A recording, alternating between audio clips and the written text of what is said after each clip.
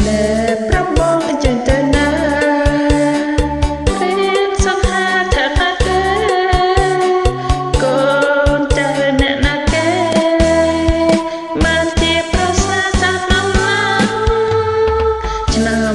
75ជួបអំណងតាមតំណងថាបងនឹងគេបានលេងតាមមាត់ស្ទឹងមកនឹងរៀនមិនក៏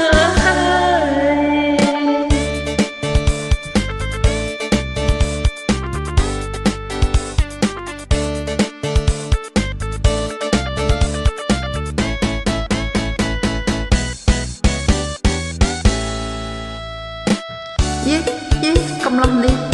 កាលពី75ខ្ញុំបានជួបម្ដងម្ដេចក៏ប្របងធ្វើរឹកម្លេះណោ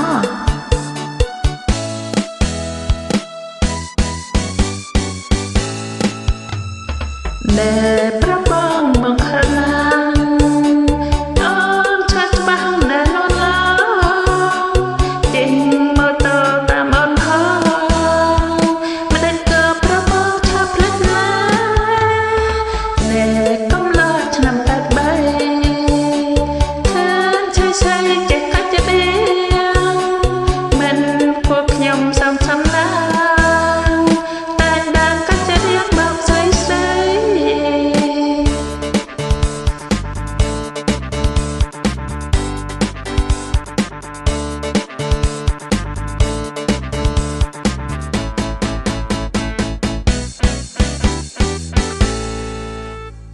មើលនៅកំឡុង83កាត់រៀងបបតែស្រីអញ្ចឹងណោះ